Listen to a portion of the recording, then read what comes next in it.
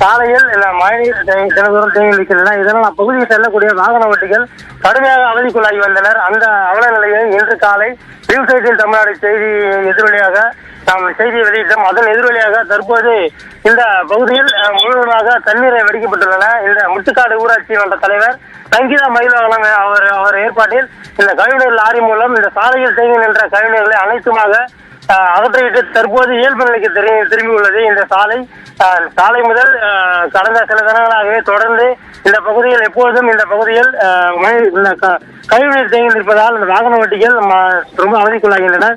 அது மட்டும் இல்லாமல் மக்களும் இந்த சாலையில் நடந்து செல்ல முடியாமல் மிகவும் அவதிக்குள்ளாகி வந்தனர். இந்த நிலையில் தொடர்ந்து இந்த அவல நிலையை நியூஸ் 18 தமிழ்நாடு தொலைக்காட்சி இன்று காலை நேரலையில் ஒளிபரப்பிடும். அதன் தொடர்ச்சியாக அதன் எதிரொலியாக தற்போது இந்த சாலையில் தேங்கி நின்ற கழிவுநீர்களை முழுவதுமாக அகற்றப்பட்டுள்ளது. தற்போது வாகன ஓட்டிகள் பழையபடி இயல்பு நிலைக்கு திரும்பி இந்த சாலையை ஈஸியாக கடந்து செல்கின்றனர்.